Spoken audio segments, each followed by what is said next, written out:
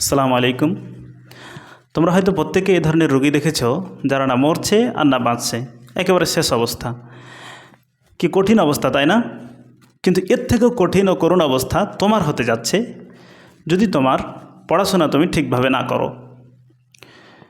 যদি তুমি পড়াশোনার সময়টাকে মোবাইল স্ক্রল করে, মোবাইলে গেম খেলে, কিংবা শুয়ে থেকে, কিংবা ওই বন্ধুদের সাথে আড্ডা দিয়ে দিয়ে সময়টাকে নষ্ট করো, কিংবা সবগুলোই করে তোমার পড়াশোনা না করে যদি এগুলো করে এক কথায় সময়কে নষ্ট করো, পড়াশোনা যদি না করো, তাহলে তোমার অবস্থা ওই মুমূর্ষু রোগীর থেকেও কঠিন হতে যাচ্ছে।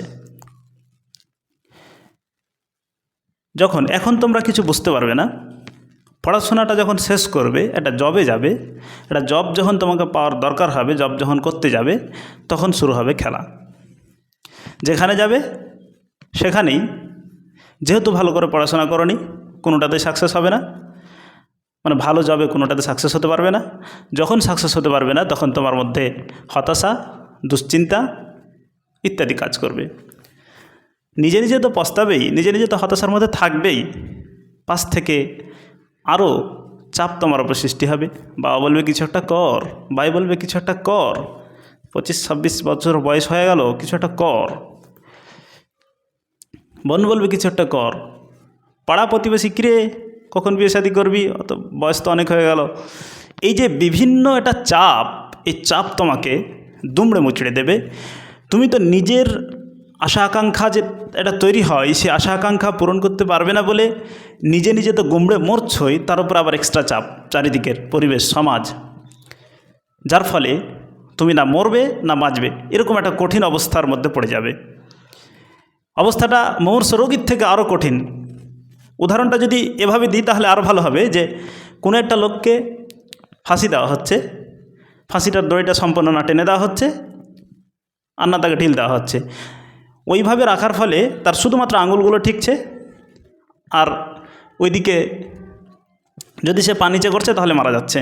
এরকম একটা কঠিন অবস্থা তোমার তৈরি হতে যাচ্ছে যদি তুমি ভালো করে পড়াশোনা না করো, সময়গুলোকে হেলাই ফেলায় কাটিয়ে দাও। আমরা এর পরবর্তী স্লাইডে একটা অ্যানালাইসিস করে দেখাচ্ছি কিভাবে তুমি প্রত্যেক জায়গায় বাড়ি খাবে, প্রত্যেক জায়গায় তুমি প্রত্যেক জায়গাতে জব পাবে না, ঘুরে আসবে, এবং হতাশা অন্ধকার জীবনের মধ্যে পড়বে। আমরা এখানে মূলত আরবির স্টুডেন্টস যারা মাদ্রাসায় পড়েছে, সাথে সাথে কলেজ ইউনিভার্সিটিতে গ্র্যাজুয়েশন, মাস্টার্স এবং বিএড করেছে, দিয়ে একটা চাকরির খোঁজ করছে, মানে তাদের এইখানে চিত্রটা তুলে ধরেছি। যারা মাদ্রাসায় পড়ছো তাদের মূলত চিত্রটা, কিন্তু সবাই এখানে যে কোনো ধরনের স্টুডেন্টস এখান থেকে শিখতে পারবে, এখান থেকে তার বিবেক খুলে যাবে ইনশাআল্লাহ। মানে অ্যানালাইসিসটা এত সুন্দরভাবে এমনভাবে করা হয়েছে। দেখো, প্রথমেই তুমি পড়াশোনা শেষ করবে, শেষ করেই যাবে একটা চাকরিতে। সবার টার্গেটটা সরকারি চাকরি করবে, ঠিক আছে, সরকারি চাকরি দিয়ে শুরু করছি। তুমি যেহেতু ভালোভাবে পড়াশোনা করোনি, তুমি প্রথমে তো শিক্ষকতায় টার্গেট থাকবে। এবার শিক্ষকতা যখন করতে যাবে, বেশিরভাগ স্টুডেন্টের শিক্ষকতা টার্গেট, তাই আগে শিক্ষকতা দিয়ে শুরু করছি। শিক্ষকতায় যখন যাবে, তো এখন তো শিক্ষক নিয়োগ হচ্ছে না। মনে করো তোমার যখন সময় আসবে, তোমার বিএড টিএড কমপ্লিট হতে হতে সে সময় চাকরি শুরু হয়ে গেছে, চাকরি হচ্ছে মনে করো, ধরে নাও। এবার 1000 যদি সিট ছাড়ে 1 লাখ পরীক্ষার্থী থাকবে মোটামুটি, কম বেশ হতে পারে। তো এই 99,000কে পিছনে ফেলে তুমি 1000-এর মধ্যে তোমাকে অন্তর্ভুক্ত হতে হবে। এই 1000 অন্তর্ভুক্ত হতে হলে তোমাকে নিশ্চয়ই ভালো স্টুডেন্ট হতে হবে, কিন্তু তুমি তো ভালোভাবে পড়াশোনা করোনি, তুমি তো ফাঁকি দিয়ে এসছো। তুমি তো তাহলে 1000-এর মধ্যে অন্তর্ভুক্ত হতে পারবে না 99,000কে পেছনে ফেলে। তুমি তো চিরজীবন ফাঁকি দিয়েছো, তুমি তো চিরজীবন গেম খেলেছো মোবাইলে বসে বসে, বন্ধুদের সাথে আড্ডা দিয়েছো, শুয়ে শুয়ে কাটিয়ে দিয়েছো, তাহলে তোমার দ্বারা ওটা হচ্ছে না।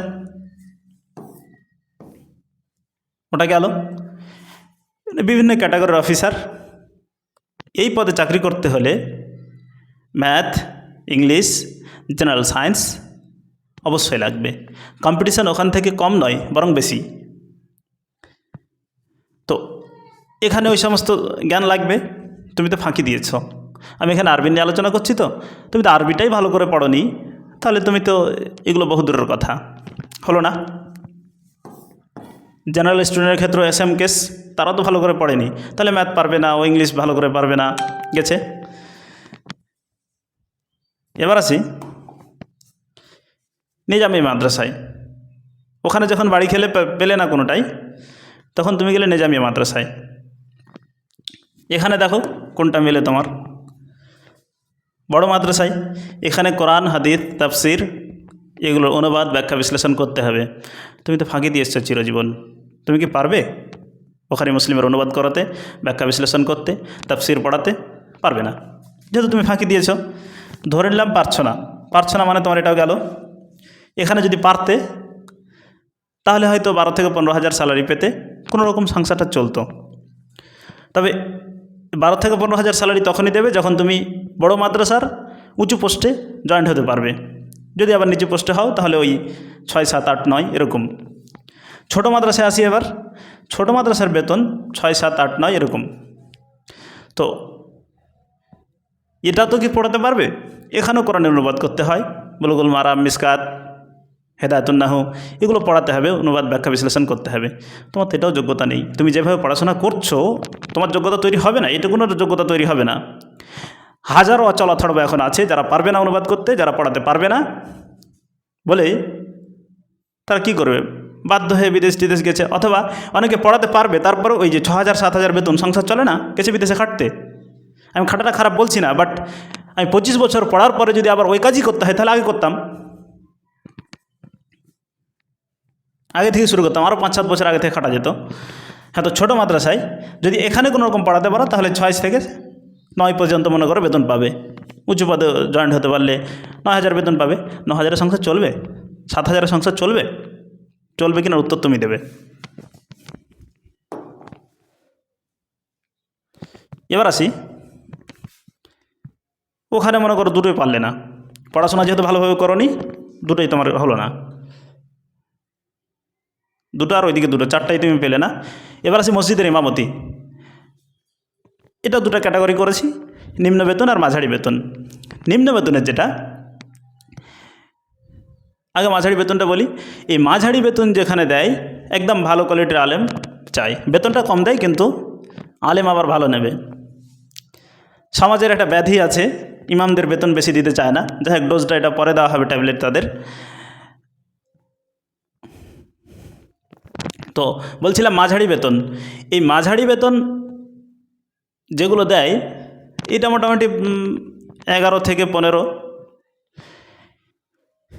এইখানে যদি পড়াতে পারো কোনো রকম সংসারটা চলবে ঠেলে গুঁজে আর কি, কিন্তু তোমাকে তো এখানে নেবে না, তুমি তো চিরজীবন ফাঁকি দিয়েছো।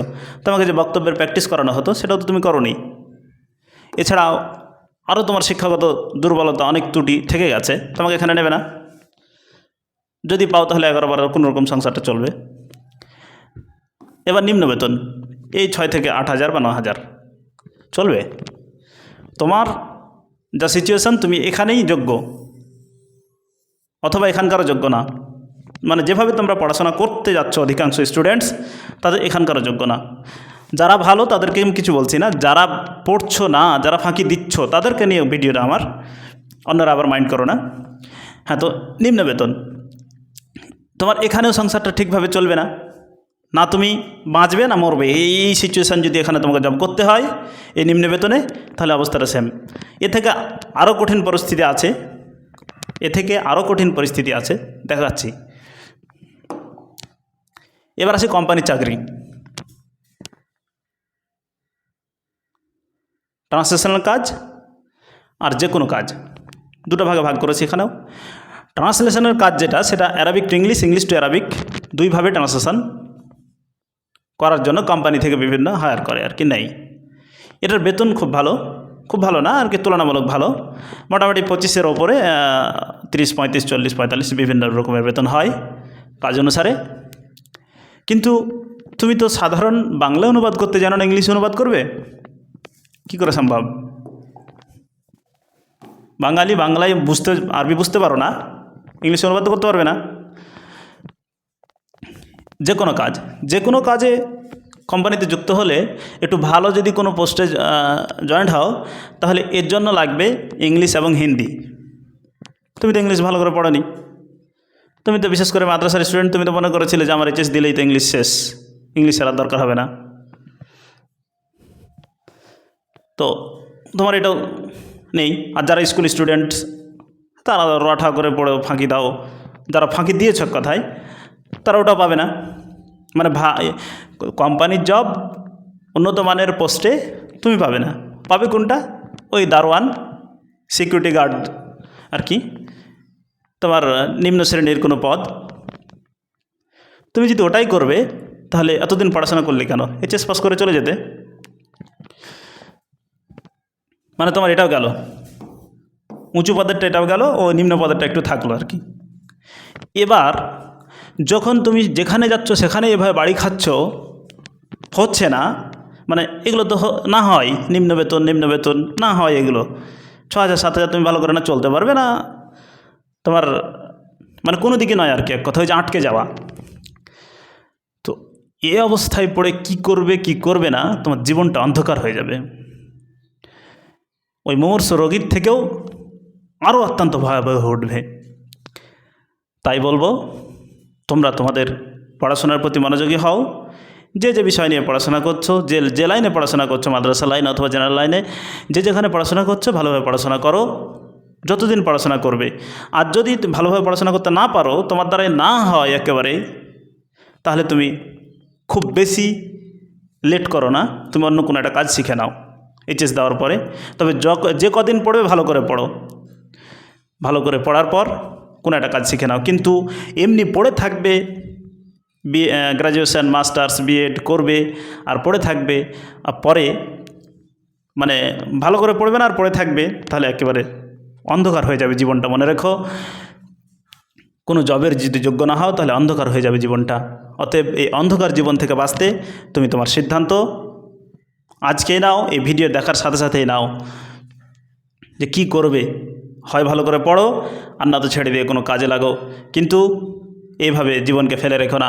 এর কারণ হচ্ছে, তুমি যখন বিএড মাস্টার ডিগ্রি করার পর এই কাজগুলো পাবে না, তখন অন্য কোনো কাজ করতে যেতে হবে, বিদেশে খাটতে যেতে হবে বা দেশেই কোনো কাজ করতে হবে। তো এই কাজগুলো যখন করবে তখন তুমি কাজগুলো ঠিক করে করতে পারবে না, কারণ তুমি দীর্ঘ একটা 18 বছর 20 বছর কাজ না করেই থেকেছো, কাজ করে তোমার অভ্যাস নেই, তাহলে সে সময় তুমি কাজও করতে পারবে না, কোনো দিকই হবে না। তুমি ওই তো না মরবে না বাঁচবে, অবস্থাটা এরকম হবে। অতএব যা করছো ভালো করে করো, মানে যে বিষয়ে পড়াশোনা করছো সে বিষয়ে ভালো করে পড়াশোনা করো। পড়াশোনা যদি তোমার সম্ভব না হয় তাহলে যে কোনো কাজ শেখো। আর এরপরে হয়তো অনেকের ইচ্ছা জাগবে যেন একটু তাহলে ভালো করে পড়ি, এর জন্য অনেকে হয়তো ভালো একটা প্ল্যাটফর্ম খুঁজবে যে কোথায় পড়লে আমরা খুব দ্রুত আমাদের উন্নতি হবে। বিভিন্ন প্ল্যাটফর্ম আছে, সাথে আমাদের একটা অনলাইন কোচিং সেন্টার আমরা কিছুদিন আগে শুরু করেছি। এখান থেকে আমাদের আরবি ব্যাকরণ ও অনুবাদ একটা কোর্স চালু আছে। এই কোর্সে যদি তোমরা ভর্তি হও, মোটামুটি 6 থেকে 9 মাসের মধ্যে এই 7টা পয়েন্টেই 7 জায়গায় কাজ করার তুমি যোগ্য হয়ে উঠবে। তবে ট্রান্সলেশন যেটা ইংলিশ থেকে আরবি, আরবি থেকে ইংলিশ, এটা সরাসরি আমরা এখানে শেখাচ্ছি না। এটা যেহেতু একেবারে বেসিক থেকে শুরু করেছি, সরাসরি আমরা ইংলিশ অনুবাদ শেখাচ্ছি না, আগে বাংলায় শেখাচ্ছি। ওটা পরবর্তীতে কোনো কোর্স আমরা চালু করতে পারি। আর আমাদের ফাজিল নিয়ে, ফাজিল সেকেন্ড সেমিস্টার দিয়ে নিয়ে, ফার্স্ট সেমিস্টার তো চলে গেল, সেকেন্ড সেমিস্টার দিয়ে নিয়ে একটা ব্যাচ শুরু হবে ফার্স্ট সেমিস্টারের পরীক্ষার পর থেকেই। এবং graduation first year university of গৌড়বঙ্গের অধীনস্থ বিভিন্ন কলেজে যারা ভর্তি হয়েছ গ্র্যাজুয়েশন ফার্স্ট ইয়ারে, তাদের নিয়ে একটা ব্যাচ আমাদের শুরু হচ্ছে 1 তারিখ থেকে, সামনের মাসের সেপ্টেম্বর, 1 সেপ্টেম্বর থেকে আমাদের সে ব্যাচটা শুরু হচ্ছে। আর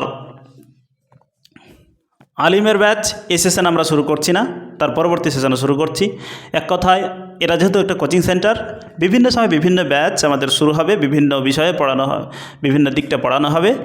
তাহলে তোমরা আমাদের এই ইউটিউব চ্যানেলকে সাবস্ক্রাইব করে রাখবে, এবং আমাদের ইউটিউব চ্যানেল ডেসক্রিপশানে মোবাইল নাম্বার দেওয়া আছে, সেখান থেকে যোগাযোগ করবে যাদের বিভিন্ন কোর্সে পড়ার দরকার আছে। আর এই ভিডিওটি আশা করছি সব ধরনের স্টুডেন্টকে জাগিয়ে তুলবে, যারা ঘুমিয়ে আছে, যারা এই মোবাইল টিপতে ব্যস্ত, যারা আড্ডা দিতে ব্যস্ত, তাদের অনুশোচনা তাদের করিয়ে দেবে এই ভিডিওতে এবং তাদেরকে ঘুরে দাঁড়াতে সক্ষম করবে আশা করছি আমাদের এই ভিডিও। অতএব তোমরা প্রত্যেকেই ভিডিওটা নিজেদের আত্মীয় স্বজন পরিচিত সকলের মাঝে ছড়িয়ে দিও, বিভিন্ন সোশ্যাল মিডিয়াতে ছড়িয়ে দিও। পরিশেষে সকলের সুস্বাস্থ্য ও সুশিক্ষা কামনা করে বিদায় নিচ্ছি। আসসালামু আলাইকুম রহমতুল্লাহ।